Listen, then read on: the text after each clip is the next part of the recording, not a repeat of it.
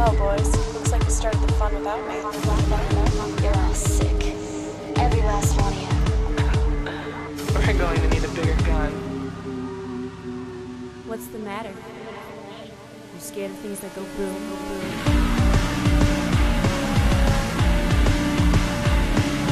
Give me one goddamn reason why I shouldn't blow your goddamn brains all over that goddamn wall. Oh no. I was gonna do it. My name is Eric, and I'm here today with Don Piano and Michael Kester.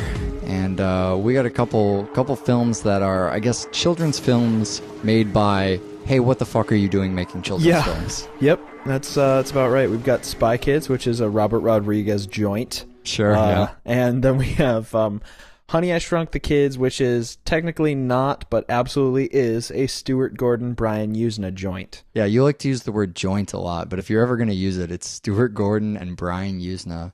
And Joe Johnston, made the movie. He's important, too. We just love our Stuart Gordon, and we just can't help it.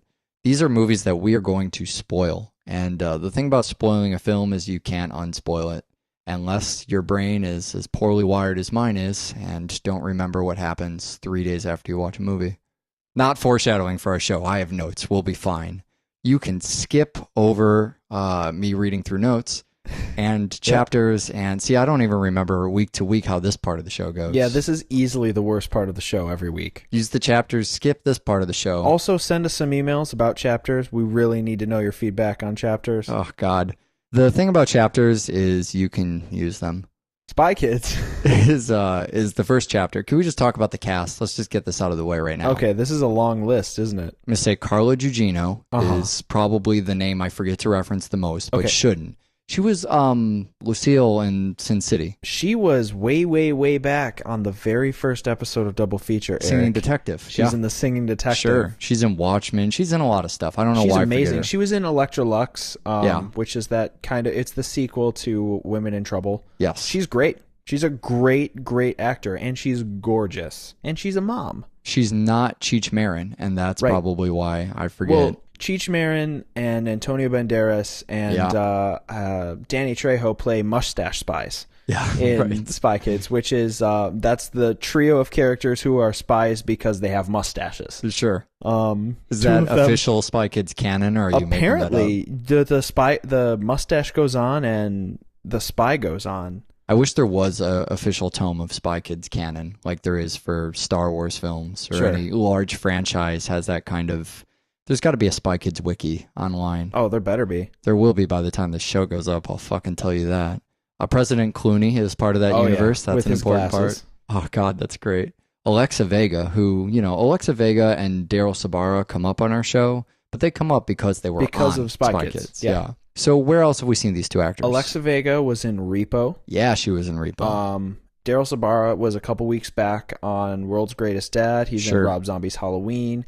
He's in Machete. Sure. He's all over the place. Alan Cumming doesn't show up on our show nearly often enough. It's because we haven't covered X-Men. Yeah.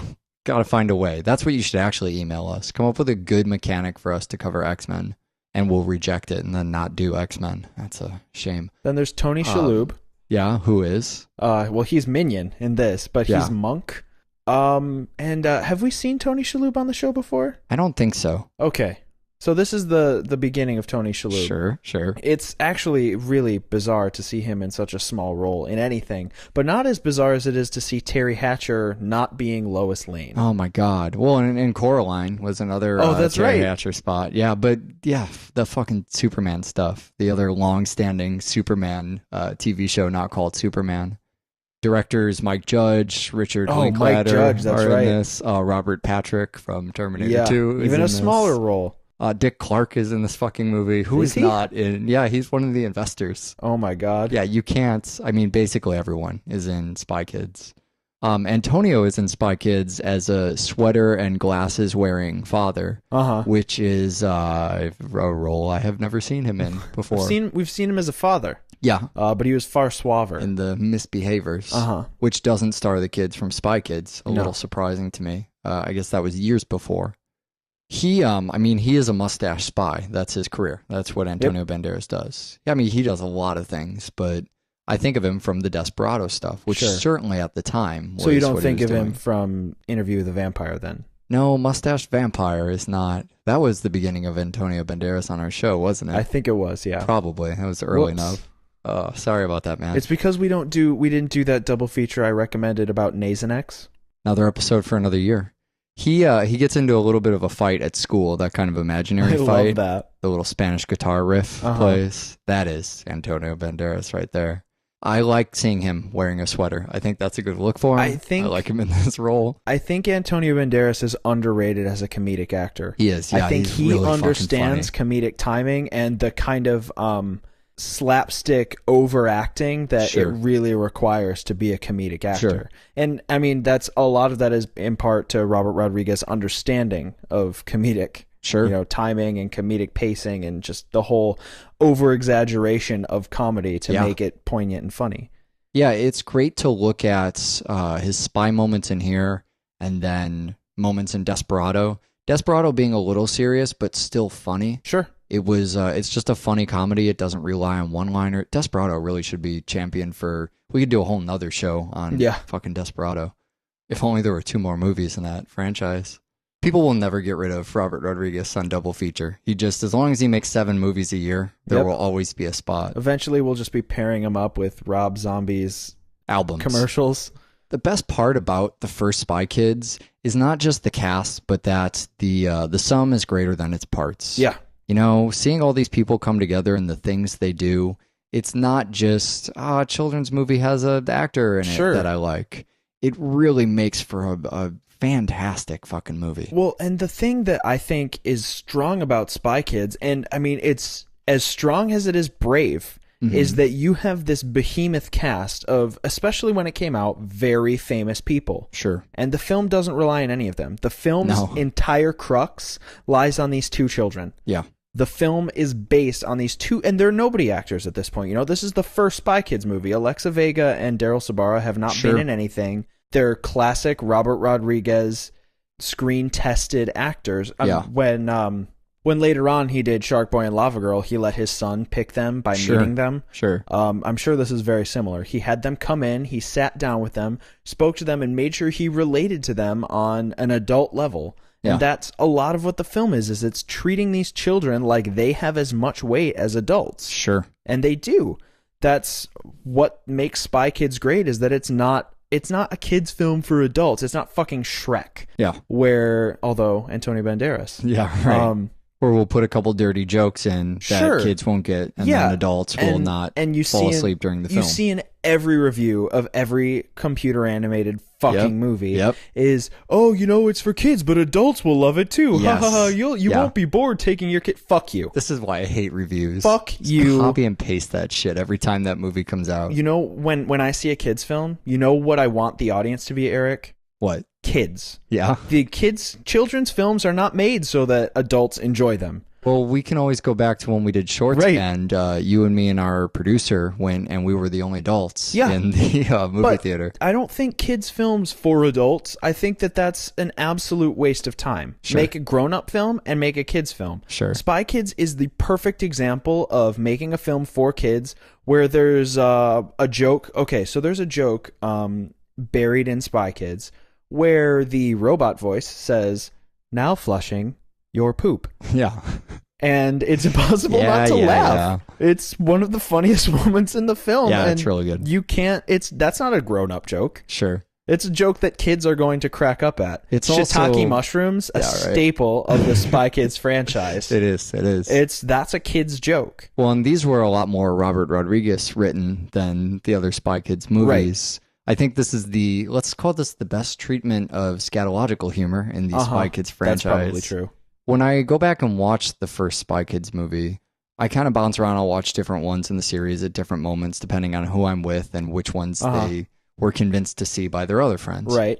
And when I get back to the first one, that's always a moment where I go, wow, they were a lot more subtle about that poop joke. Right. As opposed to the diaper bomb in Spy Kids 4. It's really an evolution of scatological humor throughout the franchise. The parents are used heavily in the beginning before they hand things over to the kids. Sure. We get the bedtime story, which, I mean, I would watch a whole fucking movie of. it's so seeing. So you're saying that you would like to see a movie about one of the adult characters in Spy Kids as the same character, but... All right, so maybe I have that. Maybe those films totally exist. But, you get this glimpse of what a straight Rodriguez spy movie would look like. If it were an actual, not just action, guitar case full of weapons, but an actual spy movie. And, cutting back and forth to Alexa Vega's character and having her interjections of where she would like the story to go, and as if she's never been told the story. Right. Every moment of every scene in that is fucking funny. Every single moment. There is not a single frame of wasted space in that flashback, or really anywhere in Spy Kids.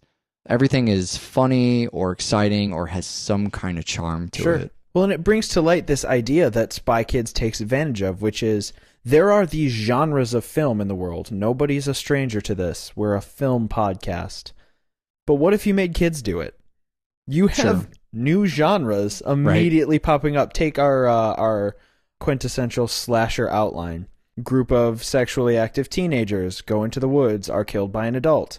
Change that to group of mischievous children go into the woods, are killed by another child. Yeah, right. That's a complete... I would go see that movie. Especially if Robert Rodriguez did it, right? All you need to do is you can treat children like adults. Kids get it. They can act. They can portray the same... They're human beings. They're just little ones. Yeah, we talk about human beings, only smaller. Right.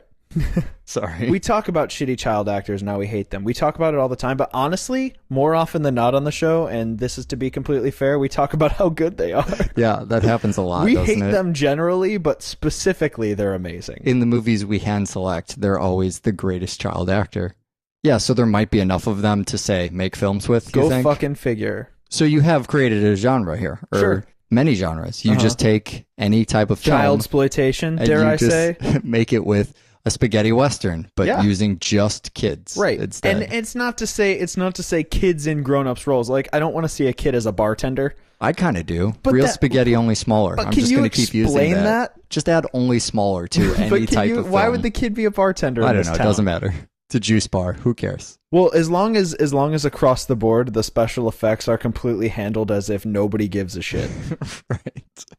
Hey, these are the early days of computer animation. There's really no excuse for this. The early days of computer animation are the Lawnmower Man. This is 10 years following. Are you sure it's 10 years? Because the visual effects beg to disagree. So it's cartoonish, right? It blends in with the aesthetic of the movie. Who are you fooling? You're fooling 6-year-olds. Yeah. They just have to believe that it looks cool. They don't have to believe that it's real. I don't even think these are as bad as the special effects get. This is just like the poop jokes. Right. They are. It's true. Are superior here, and then eventually, I think, find their own. I don't even want to say they get worse. I think they just embrace. Well, I think the rationale, the blanket rationale behind Spy Kids is finding its audience and making a film for that audience. It's what we love Robert Rodriguez for, right? Sure. We're talking about how it's strange that he makes a kid's film. But the reality of the situation is Robert Rodriguez is very good at knowing his audience and making a film to please them. That's why Machete was such a big deal when it was coming out, because he knew people wanted it. Yeah. That's why he made it. That's why the trailer sparked the interest and it became what it did. Spy Kids, he knows it's for his children. He knows what his kids like. He knows that audience. He's not making a film to please a mass of people. His ideology is, if the kids like it, this is a success. Yeah, this isn't because it's easy for him. It probably is easy for him, but that's not, I'll just sleep through directing this children's film so I can make a quick buck. I mean, you can see his excitement for the genre in everything that's going on in the movie. It's just overflowing with ideas. Yeah. There's ideas. I mean, the set design alone, like the safe house, and the way everything flips around, and then all the gadgets and devices. And Floop's entire castle. Floop's TV show with the Danny Elfman theme. Sure, we have a Floop TV show. Why? Well, just because. Because that would be great. I would watch a Robert Rodriguez helmed Floop's Fooglies TV show, as long as it starred Mike Judge, not as the voice of Butthead. It's another double feature. We just need a Floop's TV movie. With Nasonex. I was going to say straight spy, but you know what? Nasonex, that's fine too. You get this feeling that there is more to take in than they're really allotting time for. Right. It's the opposite of stretching your premise too thin. It's just, slow the fuck down. It's as if the movie's running ahead of you. Well, it's got to keep the children entertained. A lot of times that could just mean fast edits or a bunch of flashy nonsense. And these are concrete, oh, hey, wasn't that clever kind of ideas. Not even one per scene or one per frame. Every time you're looking at a scene, there's 20 of them that all pop out of it. You hit a button and 30 things flip around with cool, crazy ideas that you don't even explore and you just move on. Right. This is why this is begging for its own canonical collection of Spy Kids lore, is because there's so much here. It's a better film than I am an audience. I cannot comprehend. I love that. That's the formula. Make a better film than your audience is ready for. Run ahead of your audience. A lot of the humor, too, is based on cinematic reveals. It's, the mustache gadget is one of the best jokes in the whole thing, and it's because you don't expect it, but it's also the cinematic moment where there's a gadget and whatever, and that makes it funny. Or the thing where the floor appears to fall out. Sure. And you're seeing it, and we're dealing with, oh, this is where you got to cross the canyon thing, and it's falling, and whoa, adventure, Indiana Jones, and then it's just a piece of plexiglass. Mm-hmm. You're showing things with your camera, or you're relying on the audience's previous knowledge of these other films, and then you're creatively putting a spin on that, and that's where the humor is. Even the jokes have to be creative like that. Another, really a staple of the Spy Kids franchise. I mean, normal things are spy technology. You are surprised by, oh, this item or this item or this item that you thought were normal household things. I mean, that's kind of spy stuff in general. That's why Spy's perfect thing to make a children's film out of, because you have all these unique little surprises, these unique little items, these unique little Nightmare Before Christmas B-sides. Did not anticipate that the first time I saw this movie. You and I are both Nightmare Before Christmas fans. Well, I mean, I like Danny Elfman everything. Oingo Which Boingo makes us one Oingo of my Boingo favorite bands. fans, right? Makes us Danny Elfman fans. I think at this point, you and I are probably bigger Oingo Boingo fans than Danny Elfman score fans. That's true. Big time. But man, you get the Nightmare Before Christmas soundtrack was one of the greatest, kind of combining a few of those different things. Danny Elfman does it alone. You get a singing voice. Danny Elfman also shows up and just does a song in the Spy Kids movie. And like everything else, this is a brief glimpse into a creative idea that could have been further strung out. Right. And no, we're just going to show you. We don't even get the whole fucking song, man. Right. We get 30 seconds of the song. Hey, I wrote a song for you, an original Danny Elfman song. You can use it in your, oh, cool. Yeah, we'll just stick the first 25 seconds in. That's nice. Cut to something else. I'm bored. The rest of the music, too, there's, so there's some of the Robert Rodriguez wrote the score. You get the Los Lobos stuff. They wrote some stuff for Desperado as well. From a Rodriguez standpoint, you're getting that usual kind of writing, editing, that stuff. But this is the last movie he did on film. Huh. You and I, every time we see a Rodriguez movie, we kind of go, where does this fall? Is this the last film one? Because he became a big digital guy. Right. And after this, it was all digital from then on. And so he was working at one of the Lucas houses for sound engineering, or maybe it's visual effects. And I think it was Lucas himself who kind of went, digital filmmaking. Are you aware of any of this? Have you seen this? And that kind of became, I mean, Robert Rodriguez was already a pretty big name and doing a lot of notable things. Mm-hmm. But then he became an early proponent of make films digitally. It's something the entire industry is doing now. Sure. So a lot of the thing that Spy Kids covers, and yes, we're going to talk about some of the themes in the Spy Kids films.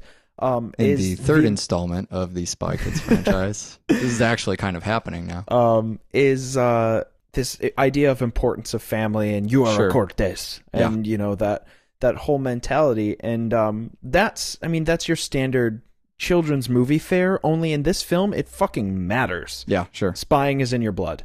Yeah. And the reason you are doing such a good job is because your parents were spies, and if you believe in yourself as a spy, you will do okay because it's in your blood. Yeah. And you're from a spy family, and your family's looking out for you because despite the fact that they're your blood relatives, it's your peers having your back. Sure. And it's a cute little kitschy thing that their peers happen to all be families, and we need another person for the other 100. Yeah. Oh, thank God Uncle Machete swings through the window. But good thing I wrote that character in. But what it also goes to say is that in a more general sense, spies, anybody, you need to pay attention to who's around you, and other people have your back. And that's kind of the greater message to the film. Sure. Although you wouldn't think so with the antagonists of the film. Yeah, because right. you have that didn't work out so well. You there. have basically Pee Wee Herman and Pee Wee Herman's producer. Sure. And they seem to be on the same team. Yeah, they do. Well, the Minion Floop thing is another piece that just makes this so unique. It's not so much a henchman kind of dynamic as we think everything's about Floop. We find out this is sort of a weird partnership they have. It seems like Minion is really in control and using Floop as a puppet. Right. That's kind of where we arrive at. Well, and there's the obvious deceptive nature of his name being Minion. Yeah, right. I mean, that is right off the bat. Throw us off a little bit there. His name is Minion. It allows that descent, though. It allows Minion to take the lead. When you have a partnership of villains like that, they can disagree. And in those disagreements, I mean, I wish this became a cinematic cliche. I wish this was something where all bad guy, evil villains were now partnerships that disagreed sometimes and had to have a debate about how to be evil. That's awesome. Yeah, that's kind of the brilliant thing about two evil people who disagree, is that bad people will just turn on you. Yeah, right. Good people, your family, your peers and your friends, they're going to stick with you even when you do something stupid or you make a dumb mistake. They're not going to go, "Oh, I disagree with you. Never mind, we're not on the same side anymore." Sure. But villains, it takes very little for them to decide, "No, never mind, I'm on my own. I'm taking this solo. You're wrong. You're my enemy." Although you do see kind of a realistic disagreement in the Machete character, in Uncle Machete. Right. But it comes down to family is family, and good people look out for good people. Yeah. But you get the whole Machete hombre dynamic. Though. Yeah. Right. He's the businessman who's kind of separated from the family, and his job now is to make the creative things.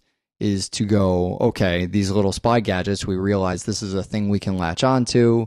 Kids like this. It's good for the movie. Why don't we talk to the guy who makes the spy gadgets? That's where you go in that universe. Of course you want to talk to that guy.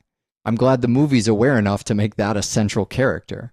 And so he's had a falling out, and he gives the kids a chance, character-wise, to demonstrate they're not just following the plan of the adults. Right. This isn't just, well, the adults are absent, we're going to follow kids around, but they're doing what the adults want. Uncle Machete makes this call that, he kind of disagrees with them. And they say, fuck it, we're going to take this plane thing and we're going to get the fuck out of here. Yeah, so they have their own plan, and they're going to do it with or without his help. Sure. And, he comes back because they need him, and they tie him back into the story for the same reason he left. I don't remember what that is. I love that. Just another one of my favorite lines of this. Just throw away who gives a fuck. But this is all stuff specific to this character. What really needs to be said, or maybe doesn't need to be said, is Uncle Machete. Machete, Danny Trejo Machete in the Spy Kids universe. Yeah. In the Rodriguez universe. Right. Years and years before this Machete thing happened, because the idea of Machete was, hey, there should really be a mechsploitation movie with Danny Trejo. That'll never happen. I'll just make him Uncle Machete. It became a kind of joke of the Rodriguez universe that turned into its own movie. It's just so beautiful because of fan reaction, because people wanted that. I wanted to ask you something really fucking selfish. How do you get people to watch this movie? How do you convince your friends to watch Spy Kids? My friends... You do have to convince them, right? You do. It's really easy. You just show them Machete, you show them Planet Terror, and you show them Desperado, and then you say, this guy made a kids film. Yeah, I guess. And I guess it's that easy. That's how I saw it. It's less... You should watch Spy Kids with me, because once you say Spy Kids, they remember Spy Kids from when it came out, and they go, really? Spy Kids? Are you serious? But if you tell them that the Planet Terror guy made a kids movie, sure, their immediate response is, I want to see kids with guns for legs. Yeah, right. Right. Yeah, and I feel like it still delivers in a noticeably different but more surprising way than you would expect. That's a much better method than my current... Listen, you watch the first 10 minutes of this movie, and if you don't like it, then we don't have to watch it. And that always works, but there has to be the initial buy-in. Sure. There's always the, what do I get out of this bet? I've still yet to come up with anything. Honey, I Shrunk the Kids is another movie. Honey, I Shrunk the Kids is 90s family sci-fi adventure. Yeah, it's getting there. It's the 90s before the 90s happened. Right. So what it is 1989, and Rick Moranis is texting from the attic about breakfast. That's what this movie is. It's the end of we're not quite in this age of technology and wonder yet. That would come, a full 10 years later. Sure. When these gadgets would be appreciated by everyone, mass appeal. But we're just getting out of the 80s, weird science, kind of that fascination. Real genius and the whole... Yeah, right. The mad science. Whatever happened to 80s mad science? Yeah, it's kind of this weird thing because I think it got on some weird fast track and turned into films for grown-ups. Yeah.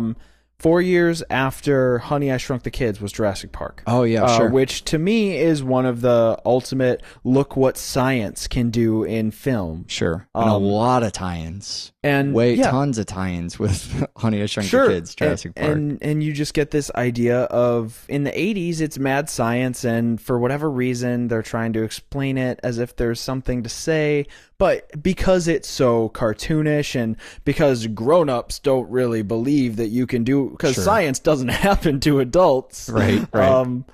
It gets written off as, it's, I don't know, maybe motivational to kids' wild imaginations or some such bullshit. Well, it treats science the same way that Mr. Wizard or the kind of Bill Nye the Science Guy that let's get kids excited about science. But they took those shows that said let's get kids excited about science, and they dumped the science part, which was the part that was actually working. Right. And they picked up the goofy fucking part that was a thing you put up with so you could see the cool science part and ran with that. And I think that's how that 80s thing was created. I could totally see that. It was just goofy beakers and smoke coming out, and we used that to the same 80s formula of those other things. I mean, I kind of feel like the place it went was 90s sci-fi. Yeah. Because it disappeared for 10 years or something before we found another reinvention of weird science. I'm just going to keep saying weird science. It's so perfect. I mean, there isn't a better spot. And the thing about all of these films is that they try to make the science seem rational. Sure. They have this grand premise of Honey, I Shrunk the Kids, which, I mean, it went through like 6 title changes. Sure. It was called Teeny Weenies. Oh, was it?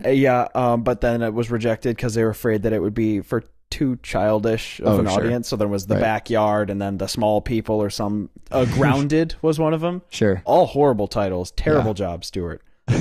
Oh, blame Brian. But eventually they went with Honey, I Shrunk the Kids. Sure. And... So the premise is Honey, I Shrunk the Kids, you know? I mean, easiest pitch ever. Well, yeah, you want to talk about high concept. Yeah. I mean, when we try and explain high concept in movies that doesn't belong, this is where Honey, I Shrunk the Kids is, well, what is your movie about? Give me the elevator pitch. It's called Honey, I Shrunk the Kids. Oh, so it's about 2 parents that accidentally shrink their kids? Yeah. And then that situation needs to be resolved somehow? Uh-huh. Do we spend an entire movie seeing what it would be like if kids got shrunk? That's exactly what we do, yeah. Okay, yeah, I completely understand. In fact, I could write and direct... No. Hold on. I understand that you're already on board with the film, but let me explain the science behind it. Oh, sure, yeah. So that's what I was trying to get at. So you only have a 30-second elevator pitch to explain the science. How do you explain the science, Michael? I have it written down as blah, blah, science. And greenlit. But that's kind of what I was trying to get at with all of these 80s... science films for kids, is that for whatever reason, although you're on board with he has this laser, it shrinks children. Yeah. That's all you need in the movie. Yep. They're still hung up on the science portion of it. Sure. So instead they go, imagine this apple as electrons. Yeah. And if it were smaller, we could use it to shrink the space in between, and then we could transport, so that's the Y. And the film goes through really, really stretched pains to explain why it's shrinking children, as if anybody gives a flying fuck why kids are sleeping in a Lego. Well, and they talk over the audience, too. They go, there's that scene where he's pitching the idea. Yeah. And he's like, oh, well, obviously there's space between atoms and you can just shrink down the amount of space and then all the stuff. I don't know why you're even questioning this. All right, let's move on to the next scene.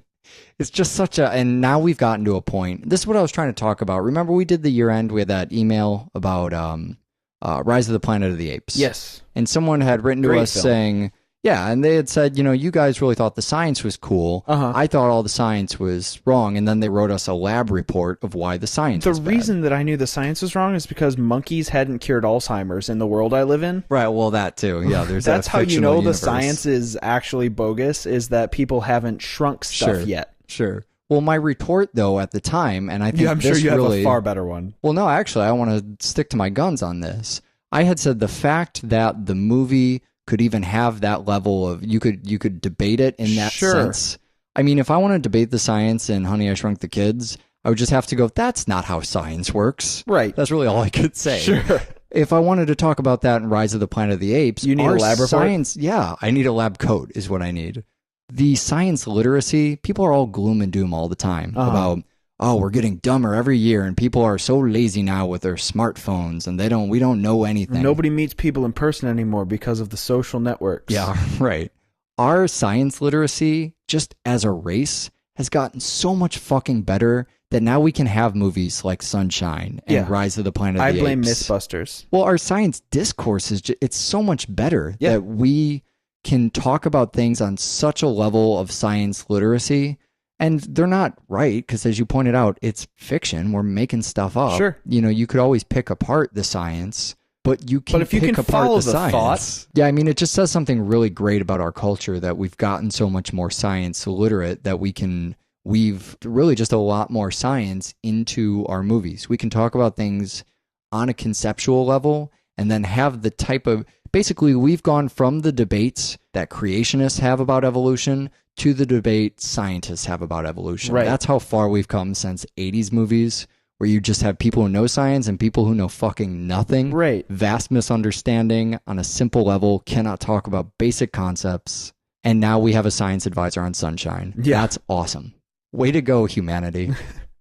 And science aside, the other thing that really Honey, I Shrunk the Kids does right, and I mean, they knew they did it right because it ended up in a theme park, is what the movie's actually about. Yeah, it's that the world of Honey, I Shrunk the Kids, that backyard of former title fame, is so immersive. Yeah. And it's just, I mean, it does this thing where you put yourself in a big backyard and you're terrified and ants are gigantic and there's a scorpion. Don't talk about why there may or may not be a scorpion. I wasn't going to bring it up. But you sleep in a Lego and you might get squashed by the fucking... Okay, so who needs giant monsters in movies when there is killer rain? Sure. That meteor shower of sprinkler drops is so intense. Well, this was the Fly franchise before Cronenberg redid it. You know,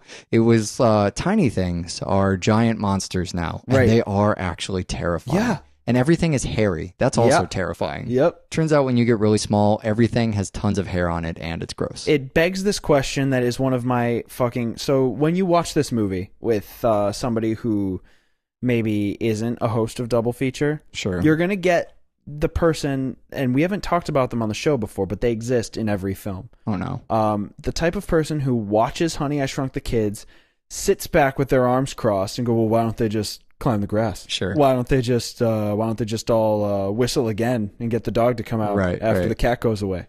Why don't the movie just end? Why don't they just solve it this way? Why don't they just solve it that? Because that's not what the film is about. The film is about this immersive backyard. Right. I mean, when you get a situation where you can think of a solution that would have ended the film 15 minutes ago, the reason it doesn't end there is because they know it could end there, but there's other paths the film can take. Right. Instead of going, why don't you whistle, have Quark take you inside? Oh, the cat scared him away. Why don't you whistle and bring him out again? It's because they want you to know they know you can bring the dog out. Sure. But instead the film needs to explore these other avenues of salvation, and ultimately it needs children in a cereal bowl. You know, those people are why superhero movies suck. Yeah. You know what I mean?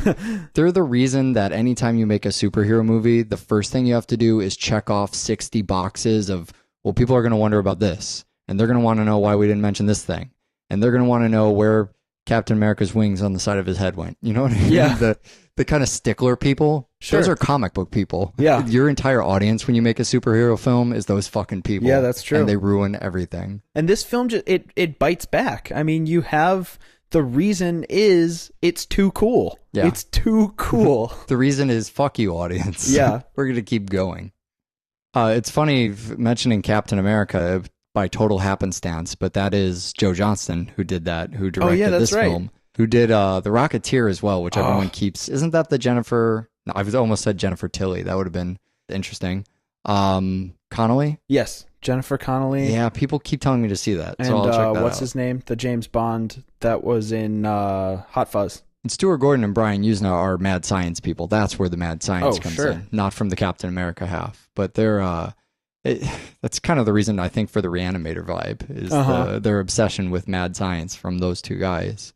And then Christine Sutherland is in this, who was Buffy's mom in the TV show, who is not Susan Sarandon from the Rocky Horror Picture Show era. Sure. People confuse those. Also confuse Kimmy Robertson.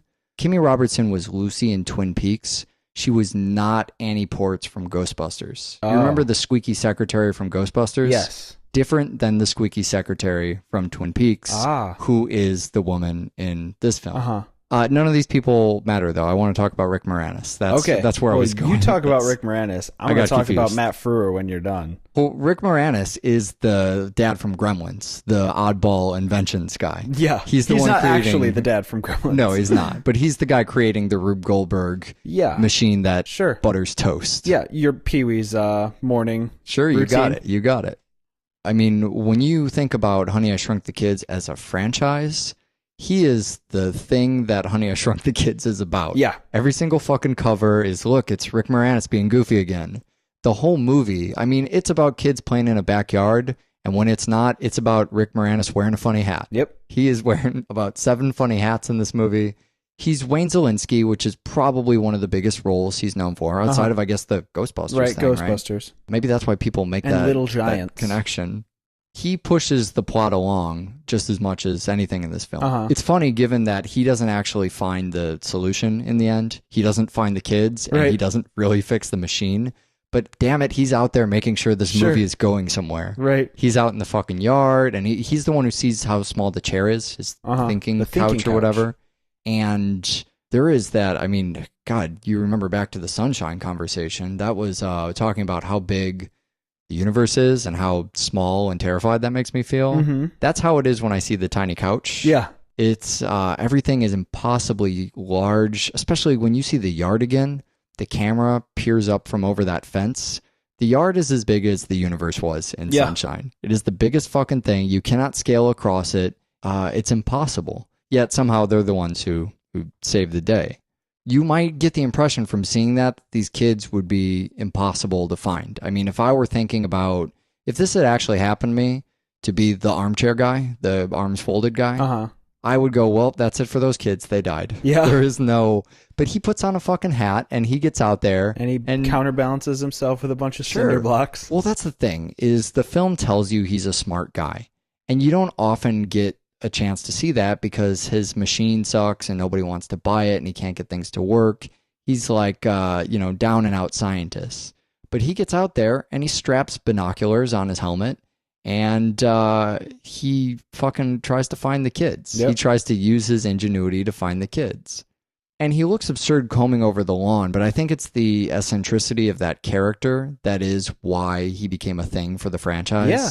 It was just as much about seeing him do crazy stuff and how he would rope other people in on it, because it kind of becomes this formula of Rick Moranis does something crazy on the lawn, someone raises an eyebrow, and then smash cut to that person wearing a funny hat as well, also combing through the lawn. You know, where they're balancing on the pole, they have the counterweight of the TV roped on the other side. He's wearing a mining hat. Well, but the one person that almost never ends up on board is his neighbor, Russ Sr. Sure. Played by Matt Frewer, who is Max Headroom. I don't know what that means. So Max Headroom, you maybe you haven't seen it. You should look it up. It's, at the time, it was super rad. Now it's terrifying. Okay. Max Headroom was this television character in the 80s. Yeah. And he was basically a face in a computer. Okay. Kind of akin to, do you remember the Erie, Indiana episode where the kid befriends the ATM machine? Yes. Basically why that. I remember that, I don't know, but that is Max Headroom. that's not actually him, but Max Headroom was this. He would skip, and he had like a digital voice, and he would kind of break and tweak. Sure, yeah. And he was kind of the crypt keeper of 80s television. Sure. Where he would come up between shows and be all, Max Headroom, you know? Wow, And this sounds like the Videodrome thing that I want to see. It's absolutely fucked up as hell, but at the time it was super cool because nobody knew what the internet was, and the fact that things could skip digitally meant that they were really cool. Yeah, right. Now, if somebody invented a character that skipped digitally, I would think my TV was broken. Take and it back to the store, try and get it swapped. Yeah. But Max Headroom, the actor that plays Russ Sr. is Max Headroom. I'm going to have to look that up. I'll try and link to it. I won't link to it on the website, but you'll go to the website and look for a link, I'm sure. Maybe it'll be there. It's a mystery. You could Google it. It's the same as having a link. You got excited about Max. You never got back to that ride. Oh. There's a Honey, I Shrunk the Kids ride, and you wanted to tell me about it. Yeah, there was, it was called, there's a big Honey, I Shrunk the Kids franchise. There's Honey, I Shrunk the Kids, Honey, I Blew Up the Kid, singular, and Honey, We Shrunk Ourselves, which was the lame attempt at making Wayne Szalinski the star of the film. Sure. They tried. But there's also this thing called Honey, I Shrunk the Audience. Yes. Which was a ride at, I think, Universal Studios. Sure. Right around the same time as the Terminator ride. When they were doing all those, you sit in the chair and it vibrates. The William Castle rebirth. Sure, yeah. Honey, We Shrunk the Audience was this, it was a ride where you would move through giant grass and be attacked by scorpions. It was just further immersion in the strongest part of the film, which was your backyard is a fucking jungle. Does it still exist? I don't know if it still exists. Now there's Eli Roth rides instead. Right. That's probably a better place for the universe to be. Well, yes and no. I think that it's a testament to Honey, I Shrunk the Kids that it's aware that its strongest motion is its immersiveness and the world it creates by just making our world bigger. Did you just say yes or no to, let me say this again, Eli Roth ride? There's an Eli Roth ride. The answer is yes to Eli always Roth yes ride. And always Vegas. Always Vegas? Maybe Vegas not. until you get there. That's what you want until you get there. That's Vegas the other half until you're in Vegas. Is that what it is? Well, it's the other half of the Zack Snyder quote that you don't hear. That's what you want until you get it. Until you get to Vegas. There's two funny things about Honey, I Shrunk the Kid. There's two funny things. In the scope of the film, there are two funny things that don't fit into a conversation naturally that I wanted to point out. And one is that the kids have been shrunk to the size of fucking bugs. Smaller than bugs, Smaller right? than bugs. They are lost. They might be fucking dead. And we're worried they're having premarital sex. That is primary concern. I think Stuart Gordon especially and Brian Usna have to be making a joke after the other films they've made. Oh, and, yeah. That thing where I hyperactively talked at Stuart Gordon for about 5 seconds on our show during one of the Music Box shows. He was talking about nudity and everything was super cool. And you know, we talked for a little bit. I don't know if it was in the thing or not, but we talked a little bit about the treatment of sexuality between younger kids and the age that kids actually come into that and how that's portrayed in film. And so to put that joke in there that, you know, the movie does not treat it like a joke at all. And this is a movie that treats its jokes like jokes, even to wink at them at the end of the fucking movie to call them out.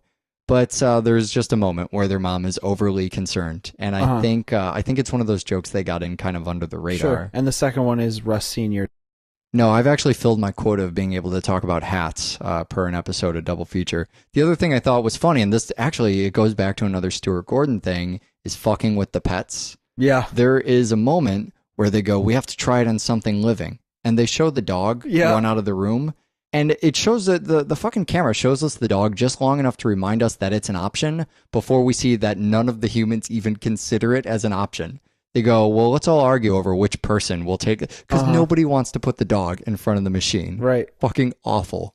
Once they figure out that machine, though, they're done. They flip a switch. They say, oh, it works. Okay, push this button. All right, good. The film's over. Total solution. The Zelinskis will go down in infamy, and the kids are back to normal size. Let's play with it some more. Yeah, there's no buildup of, oh, well, what about when we put it on? Oh, it's running out of bat. Oh, there's only so many. It's just, oh, put the kids in front of it. Oh, now they're big. Okay, movie's over. Right.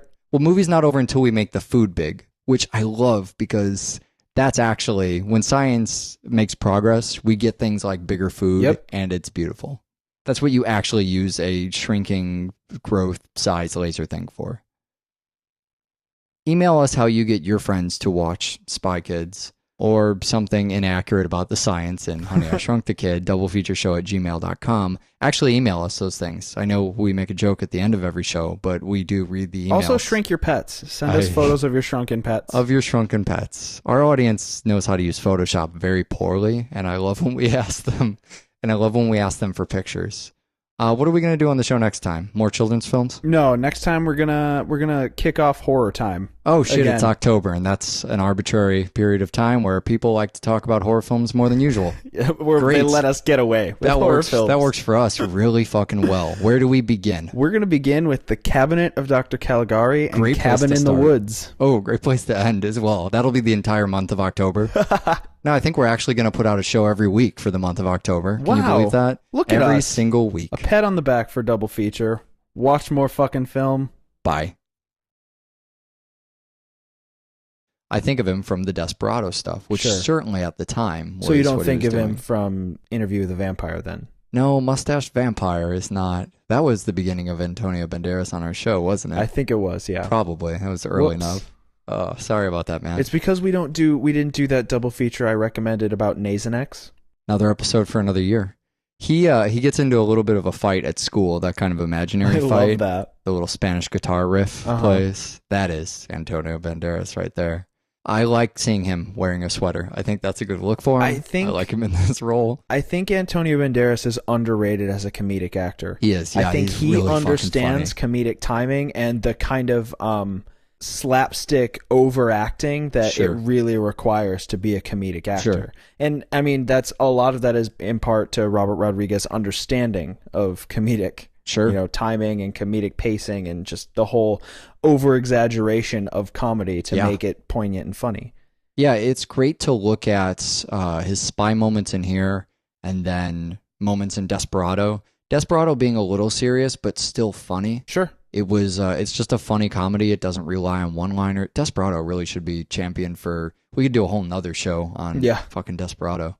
If only there were 2 more movies in that franchise. People will never get rid of Robert Rodriguez on double feature. He just, as long as he makes 7 movies a year, there will always be a spot. Eventually, we'll just be pairing him up with Rob Zombie's albums, commercials. The best part about the first Spy Kids is not just the cast, but that the sum is greater than its parts. Yeah. You know, seeing all these people come together and the things they do, it's not just, a children's movie has an actor in it that I like. It really makes for a fantastic fucking movie. Well, and the thing that I think is strong about Spy Kids, and I mean, it's as strong as it is brave, is that you have this behemoth cast of, especially when it came out, very famous people. Sure. And the film doesn't rely on any of them. The film's entire crux lies on these 2 children. Yeah. The film is based on these 2, and they're nobody actors at this point. You know, this is the first Spy Kids movie. Alexa Vega and Daryl Sabara have not been in anything. They're classic Robert Rodriguez screen-tested actors. When later on he did Shark Boy and Lava Girl, he let his son pick them by meeting them. Sure. I'm sure this is very similar. He had them come in, he sat down with them, spoke to them, and made sure he related to them on an adult level. And that's a lot of what the film is it's treating these children like they have as much weight as adults. Sure. And they do. That's what makes Spy Kids great, is that it's not a kid's film for adults. It's not fucking Shrek. Yeah. Where, although Antonio Banderas. Yeah, right.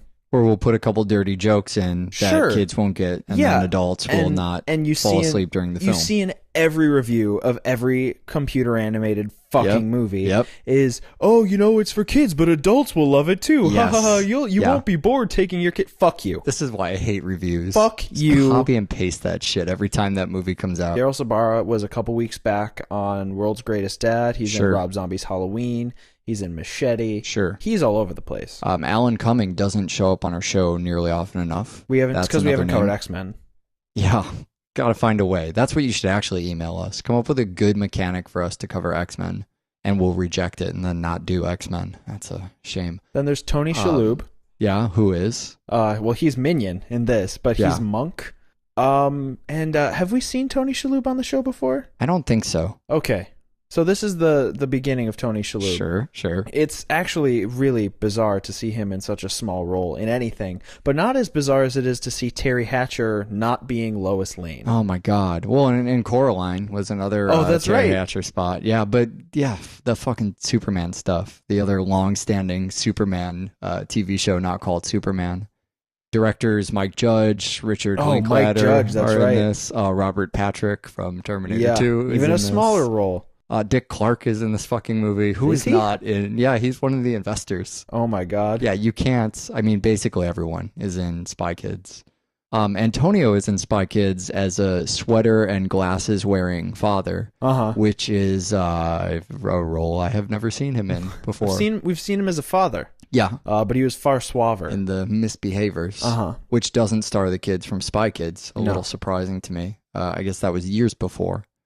He is a mustache spy. That's his career. That's what Antonio Banderas does. Yeah, I mean, he does a lot of things, but... Well, boys, looks like you started the fun without me. You're all sick. Every last one of you.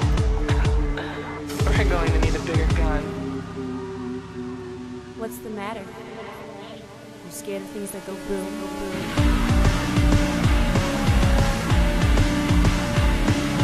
Give me one goddamn reason why I shouldn't blow your goddamn brains all over that goddamn wall. I was gonna do it. My name is Eric, and I'm here today with Don Piano, Michael Kester, and we got a couple films that are, I guess, children's films made by. Hey, what the fuck are you doing making children's films? Yep, that's about right. We've got Spy Kids, which is a Robert Rodriguez joint. Sure. Yeah. And then we have Honey, I Shrunk the Kids, which is technically not, but absolutely is a Stuart Gordon, Brian Usna joint. Yeah, you like to use the word joint a lot, but if you're ever going to use it, it's Stuart Gordon and Brian Usna. And Joe Johnston, made the movie. He's important too. We just love our Stuart Gordon, and we just can't help it. These are movies that we are going to spoil. And the thing about spoiling a film is you can't unspoil it. Unless your brain is as poorly wired as mine is and don't remember what happens 3 days after you watch a movie.